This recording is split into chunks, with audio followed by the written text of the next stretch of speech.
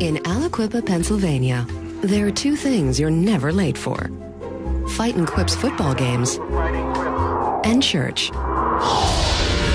The good people of Aliquippa are united by their convictions, but they're also connected by memories of a tragic mystery that once gripped their town.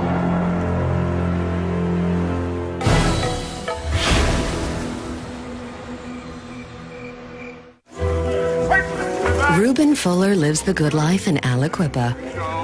He spends his afternoons working with a high school football team. And in the evenings, he spends quality time with his loving wife, Hope.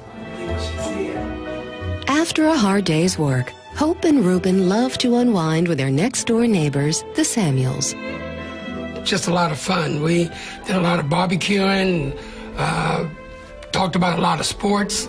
William, his wife Teresa, and their son Brian have lived next door to Hope and Reuben for many wonderful years. It's a happy life, until one evening when Hope hears something very strange. I was sitting at my computer playing solitaire as usual, and I heard these sounds. They sounded like pops, but they weren't all the same. A frantic 911 call goes out.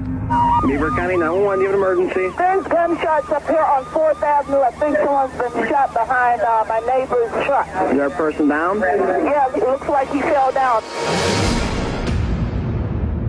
Detective Timmy Patrick receives the call. It's such a close-knit neighborhood. Good people live there. Like, I just knew something went wrong in that particular area, and I had to get there as fast as I can. But his unease as he races to the scene isn't just from the nature of the call. Being from Aliquippa, born and raised, I know everybody. When you hear a gunshot call, especially with injuries, you fear that it's definitely someone you know. Detective Patrick is about to find out just how grim the situation is. Once I arrived in the area of 4th Avenue, it was a very chaotic scene. To my right, I observed the victim laying right here over a trailer hitch. He had 2 gunshot wounds, one to the abdomen, one to the facial area. Detective Patrick's worst fears are confirmed when he discovers the victim is William Samuel. I knew the Samuels quite well. I was stunned. But this nightmare is about to get worse. I heard a loud scream that there was another victim. I entered the residence, and I could smell a strong odor of gunpowder. And between the living room and the kitchen area, I observed Mrs. Samuels laying there. William's wife, Teresa, has also been murdered in her own home. As investigators set up a perimeter, they try to make sense of what happened here. The crime scene was something I'd never seen before in my life. You don't expect to see someone laying in the middle of the street. And inside, Mrs. Samuels just laying there in a pool of blood. Sadly, there is one tragic witness to these cold-blooded murders. The Samuels' teenage son, Brian. Brian was very upset. He was screaming, "No, no, not my father." Police take the traumatized boy back to the station to try to make sense of this baffling crime. Meanwhile, word travels quickly in small towns, and by the next day, the news has hit like a shockwave. For Mary and Melinda, a bright day at the farmer's market is tinged with sadness. I can't believe that happened to them. I just feel so bad for that family. They were such nice people. Oh, I know. And poor Brian. It's hard for a kid to deal with that. But the Aliquippa PD is about to help. As Police Chief Bill Alston takes up the case, he knows this will be unlike anything he's worked before. I was personally shocked when I went in and saw the actual crime scene. I mean, the coldness and callousness of the individuals that carried this out. The Samuels were shot multiple times. He was laying over the trailer hitch with 2 gunshot wounds. Mrs. Teresa Samuels, she had suffered 2 gunshot wounds, one to the back and one to the head area. There was numerous spent rounds, 9mm casings, shotgun shells, and also inside the living room area was a smoke haze of gunpowder. So it was fresh? It was fresh. You can actually smell it. So we just missed the assailants by maybe a minute or 2 at the most. The killers race away from the scene, but in their haste, they make a critical mistake. Did you get a chance to talk to Brian? Yes, we did. It went pretty well. Brian Samuels saw everything, and now he's ready to talk. The gist of it is this. Brian was upstairs in his bedroom when he heard a knock at the door. He came down, his mother was in the kitchen, and his father was in the living room. For the first time, investigators learn what happened that tragic night. Did you see your mother get shot? Yes. Did you see your father get shot? Yes. But when the intruders aimed the gun at Brian, an unlikely stroke of luck saves his life. The gun was pointed at me, and he kept jamming. And he heard somebody screaming, so he tried to get out of there as fast as he could. Now, investigators get their own incredible piece of luck. Did you know who these people were? Yes. Brian stated that he knew the individuals who had shot his parents. In fact, not only did he know them, he knew them by name. Every weekend, you can be pretty sure the Fightin' Quips will win another one. And the pregame party is always at Hope and Ruben's home. But this week, the party is missing two of its favorite fans. William and Teresa Samuel have been murdered. But their son Brian is at the station, and he's just handed detectives a whopper of a clue. Who shot your mother? Jamie Brown. Who shot your father? Sharon Moreland.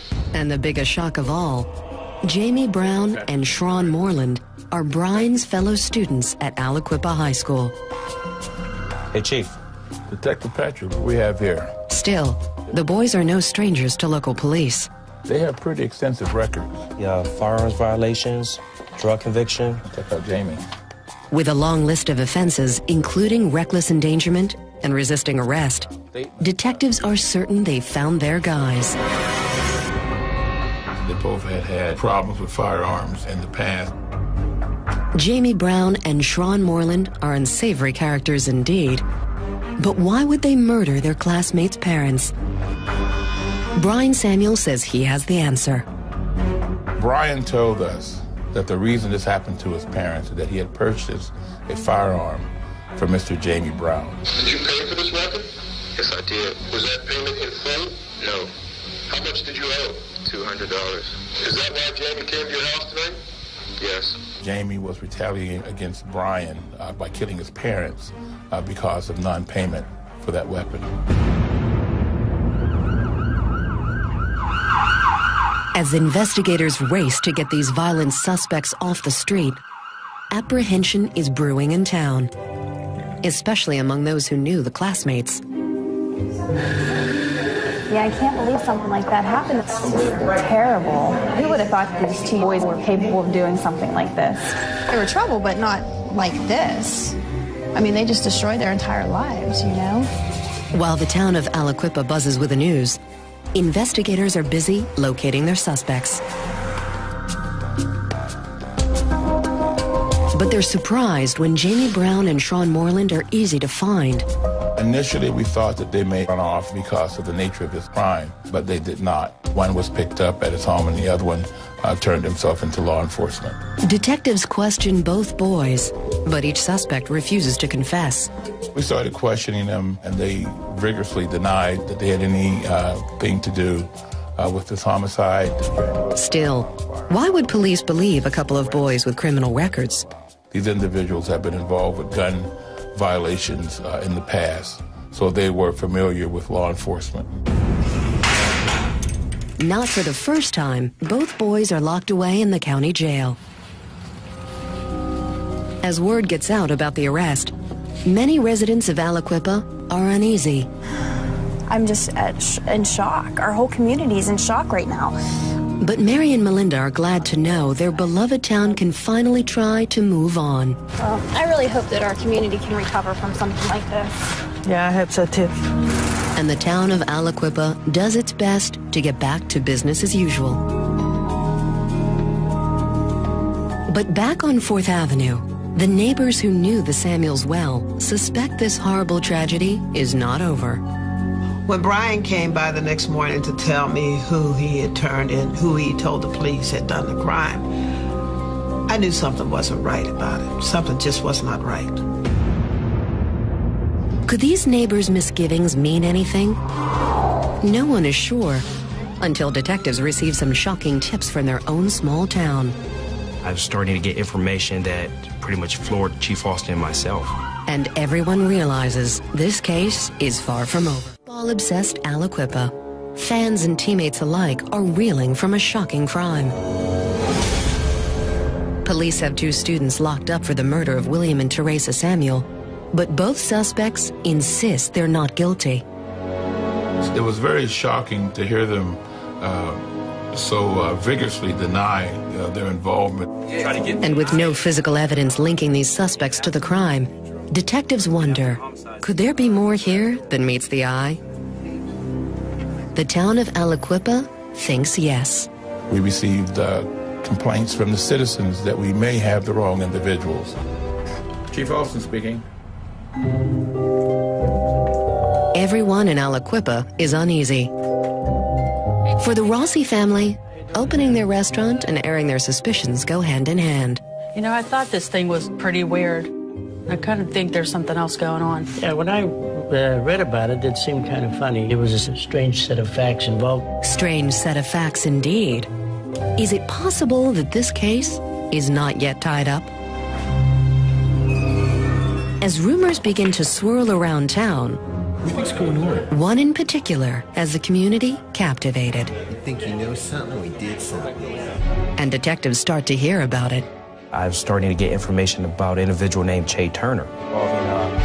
Shay Turner is a classmate of Brian's, but he also deals in firearms. I received information about Shay Turner as maybe being someone that knew some information about this homicide. Definitely want to talk to him. Detectives do some digging on Shay Turner, and they aren't surprised to find out he's already wanted. There was already an outstanding warrant for his arrest for an auto theft. Investigators bring Shay Turner to the station and question him. They start with the auto theft charge. He was very, very nervous, very shaky, and we questioned him for a while. But when detectives switch their focus to the Samuels homicide, they're stunned by what Shay reveals. He jumped from his seat and said, hey, you know, I know what happened, but I didn't kill anybody. And what Shay says next throws the entire investigation into a tailspin. He went on to say that the 2 individuals that you have locked up in jail are not the ones that did it. Shay claims that 2 other students, Pete Schoonover and Travis Durham, are the real culprits in the murder of Brian Samuel's parents. It was a bit shocking. Their names had not come up on the radar before. But Shay Turner is sure he's right. Who told you what happened in the house? Pete did. I seen Pete in school, and he said he shot the mom in the head. Why would he tell you? Because he's my friend. If Shay is telling the truth, then police have the wrong culprits in jail. But can detectives trust Shay Turner? When Shay started to tell the story of what had happened, he knew information that only a person that was involved with or very close to the investigation would know. He, in fact, told us that he had supplied the weapons for this crime, a shotgun and a 9mm pistol. According to the evidence, Shay Turner is telling the truth. Once we heard that information, as an investigator, you're thinking, oh my God, you know, what did you just stumbled into? Really kind of shattering to feel that you have the wrong individuals locked up. This is a very, very serious crime, and if they didn't commit it, then they shouldn't be sitting in jail. Police immediately let Jamie Brown and Shawn Moreland go free and bring in the 2 new suspects for questioning, Travis Durham and Pete Schoonover. I picked Mr. Schoonover up at the high school and brought him to the police department to be interviewed. Detectives are shocked when Pete begins to talk freely. Mr. Schoonover became very excited in telling the story to the point where he didn't need to be asked any questions. This what happened. They let us in the house, and then that's when it happened. I pulled the trigger. It was like, boom, shot. Our Inarticulate? No. Guilty? Oh, yes. And when detectives interview co-suspect Trazis Durham, it's the nail in the coffin for these two teens. He said, I'll tell you, I'll tell you, I'll tell you. And what sent a chill up my spine is that he turned around and I was sitting behind him and he said, I'll tell you what happened. Amazingly, Trazis confesses to the murder of William and Teresa Samuel. But the biggest shock of all is still to come. The story was so chilling that it just froze everybody in the room. And at that point, his mom reacted and said, didn't you know? Those were our friends. What did you do? And he replied, well, Mom, it was for 5 Gs. Someone paid these two teens to kill the Samuels. But who? Once again, the good people of Aliquippa may provide the answer. I was getting calls about Brian, something just didn't seem right. Could grieving son Brian Samuel be the mastermind behind his parents' murders? In Aliquippa, 2 students have confessed to shooting William and Teresa Samuel. But the identity of the mastermind behind the murder-for-hire scheme remains a mystery. But as the rumors buzz louder and louder, did Brian know of them? Yeah, Brian knew them. one name rises to the top: the victim's son, Brian Samuel. People would stop by the house, say, did you realize that Brian's driving around blasting his music in that tracker? I received so many phone calls from people from my street, from other streets, wondering what's wrong with Brian. What is wrong with Brian? He certainly couldn't have anything to do with the murder of his own parents. Or could he? I'm receiving phone calls all hours of the night about Brian's whereabouts. He was driving around, speeding up and down the streets, playing his music loud, joking, laughing, something that is not consistent with being a witness to a double homicide, or much less your own parents. It's well known that there are 5 stages of grief. Looks like Brian has gotten to acceptance a bit quickly. I didn't know what to make of it until I saw it for myself. I saw Brian just driving at a high speed and just basically laughing and giggling. He was doing it right in front of me. So that definitely sent a red flag up that something is not right. Armed with their newfound suspicion and the facts of Brian's strange behavior, detectives press the 2 shooters for more information and get exactly what they were looking for. Brian came up to me at school and he offered me some money to kill his family. Brian actually orchestrated the entire affair, and it was over money. Apparently, Brian Samuel had been stealing money from his family. Once his mother and father found out, they confronted Brian, or Brian wanted something done about his parents, showing him right from wrong. To the Samuels' dear friends, the cost of Brian's greed is painfully high. He was a sport kid. He got everything he wanted. Well, I say he got more than he wanted. I just can't believe he did this, made his mind up and figured it all out, how to arrange this. But this selfish boy is about to get exactly what he deserves. We went to the area of 4th Avenue, and it was a day that everybody was outside because it was a beautiful afternoon. Brian showed up to go home, and at that time I approached Brian and I advised him that he was under arrest for the murder of his parents. The crowd actually erupted in cheer and began clapping. At their trial, Brian Samuel, along with shooters Pete Schoonover and Trazis Durham, are charged with 2 counts of homicide and conspiracy to commit murder. None show any remorse, and all 3 are sentenced to life in prison with no possibility of parole.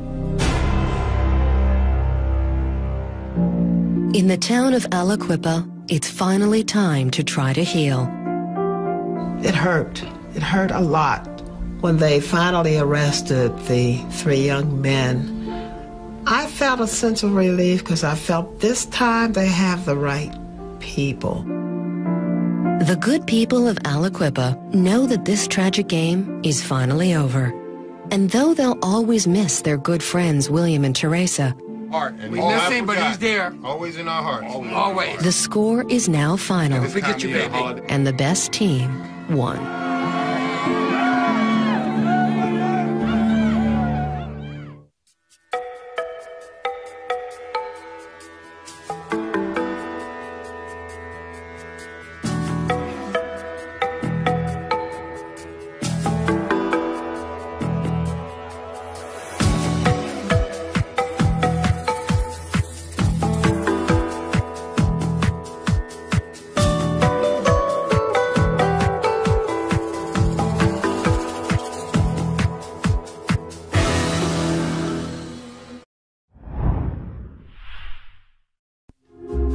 In Aliquippa, Pennsylvania, there are two things you're never late for: Fightin' Quip's football games and church. The good people of Aliquippa are united by their convictions, but they're also connected by memories of a tragic mystery that once gripped their town.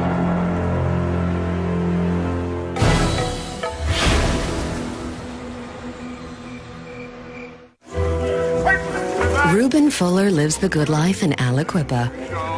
He spends his afternoons working with a high school football team. And in the evenings, he spends quality time with his loving wife, Hope. After a hard day's work, Hope and Reuben love to unwind with their next-door neighbors, the Samuels.